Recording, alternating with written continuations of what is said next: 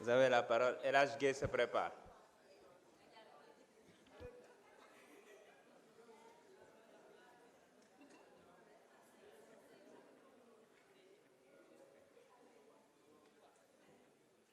Bismillah. Assalamu alaikum wa rahmatullah. Monsieur le Président, Monsieur le Ministre, Madame la Secrétaire d'État.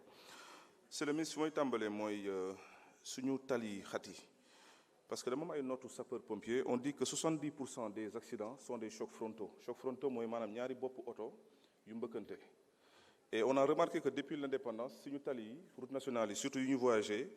benn yokkuñ ko ci.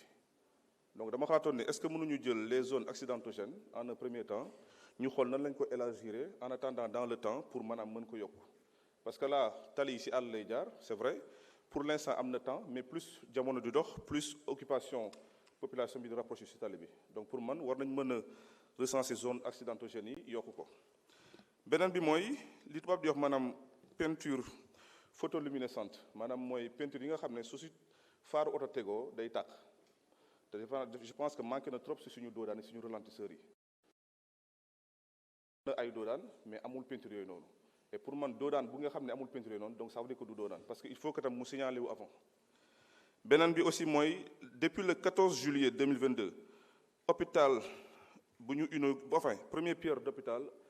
à Saint-Louis ancien site hôtel Koumba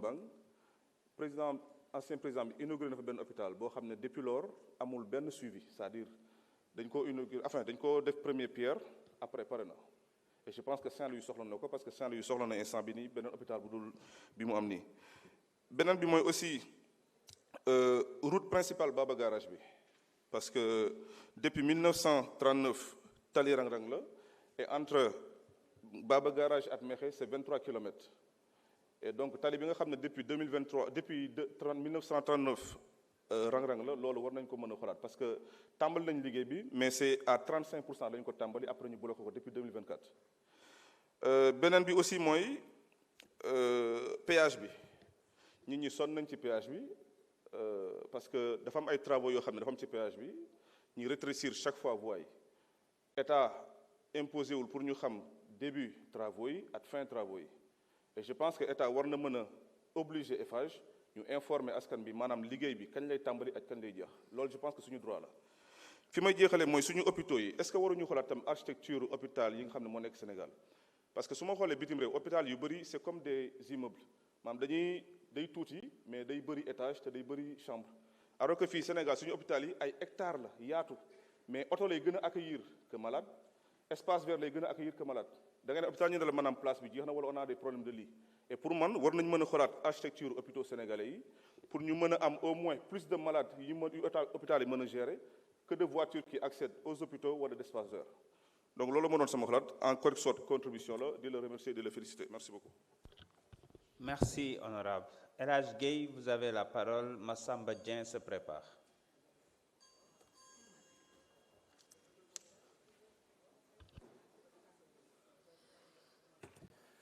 Assalamu alaikum wa rahmatullah. Merci beaucoup monsieur le président, messieurs les ministres. Monsieur le ministre des infrastructures, borom triptyque délai, coût, qualité. C'est par rapport au coût que je vais vous interpeller, monsieur le ministre. L'ancien ministre des infrastructures, en l'occurrence l'actuel président de l'Assemblée nationale, avait initié avec ses équipes une renégociation du PSD, laquelle avait permis à l'État de récupérer plus de 24 milliards issus des surfacturations. Où en sommes-nous aujourd'hui? Car cette récupération, où en sommes-nous aujourd'hui avec cette récupération qui visiblement n'apparaît pas dans le budget? Alors, cette récupération nous tient à cœur parce que tout simplement, nous avons des problèmes routiers au niveau du département de Koungheul. démb ci heure bii am na benn dëkk foofu ci département Koungheul bu tudd Médina Ndiayène bu lakk-lakk bu métti bu ñu renseigné woo ñaari mbir moo gën a aggravé lakk benn mooy problème yoon ndax yoonu Gent Pathé mbaay Alphonse wax na ko sànq du ay pax ma fa nekk ay kàmb ma ñoo fa nekk monsieur le ministre ñu bëggoon nga def sa kéem kàttan boo récupérer 24 milliards yooyu bu dul ko ci budget bi fexe ba yoonu Gent Pathé mbaay mën a nekk lu baax muy benn ñaar également am na beneen raison boo xam ne jàpp nañ ne moo gën a aggravé accident bi mooy problème mu ndox ndax dañoo jàpp ne département de Koungheul bokk na ci département yoo xam ne macha allah ci taux couverture en eau bokk na ci département yi gën a jëm ci kanam waaye dañoo confronté ñaari situation majeure benn bi mooy vétusté réseau bi benn bi également moom mooy forage yoo xam ne déjà dañoo tarir maanaam dañoo ŋacc ñu bëggoon ngeen foore waat yooyu mën naa ci cité bu mel ni Nguy Jëri dëkk bu mel ni Nguy Jëri tey buñ bëggee naan dañuy def ay kilomètres te même situation boobu moo am ci dëkk yu bëri ci biir département Koungheul ñu bëggoon na nga def seet kéem kàttan monsieur le ministre pour que jafe-jafe ndox yooyu ñu am ci forage yi ak yoonu Gent Paate mbaay waaye tamit rawatina yoonu Taba Xurdaan Beleel boo xam ne déjà sa équipe demoon nañ fa ay jamono ci ginnaaw def étude ba pare bëgg nañu boobu nga bitumel ñu ko nu mu gën a gaawee monsieur le ministre ma ñëw ci chantier universitaire yi bokk na ci 3 plateformes revendicatives des universités de Thiès de Sine Saloum et de Saint-Louis problème mu chantier universitaire ñu bëgg nga def sa kéem kattan pour que li nga xam ne moom lañu inscrit sa budget bi su ma juumul après 40 quelques milliards ñu mën ko mobiliser le plus rapidement possible pour que crise universitaire boobu ñu mën ko stabiliser dans les meilleurs délais waaye monsieur le ministre dañu am beneen chantier boo xam ne daf ñu ñor wax naa la ko en commission moom mooy chantier Promoville bi nekk biir commune bu Koungheul chantier bi c'est moins de 2 kilomètres ça fait 4 ans mënuñ fexe ba finaliser ko fan ngeen toll ci chantier boobu ñu ngi sant ñëpp di gërëm ñëpp dese naa 28 secondes ma continuer monsieur le ministre ma ñëwaat ci forage yi wax naa fi sànq Nguy Jëri mais dama ci yokk Beleel yokk ci Koura Mouride yokk ci Daaru Mbayeen yokk ci également Pire ñeenti forage yi daf ñoo ñor ak bu sa kër Sëriñ Jibel donc juróomi forage yooyu dañoo ñor monsieur le ministre bëgg nañ nga jàpp ci bu baax a baax merci beaucoup. jërëjëf honorable Massamba Dieng, vous avez la parole. Nafi Kane se prépare.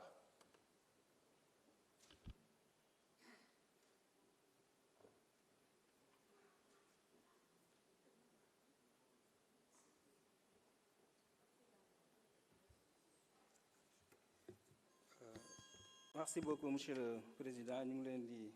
nuyu bu baax monsieur le ministre ñu ngi lay jaajëfal bu baax a baax nos infrastructures ont longtemps souffert de pratiques inacceptables surfacturation systémique, absence de contrôle technique rigoureux, non-respect des cahiers de charges, délai d'exécution déraisonnable et ouvrages livrés avec des défauts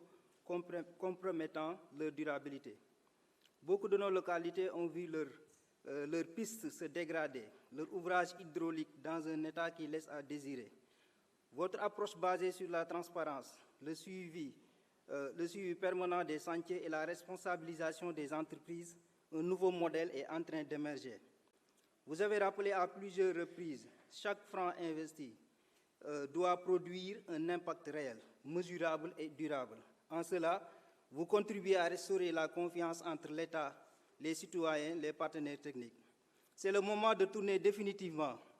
la page des irrégularités et d'entrer résolument dans une ère où nos villages, nos communes et régions bénéficient d'infrastructures dignes et résilientes qui soutiennent le développement local, améliorent la mobilité, favorisent l'éducation et renforcent la cohésion sociale. Votre action va avoir une nouvelle voie,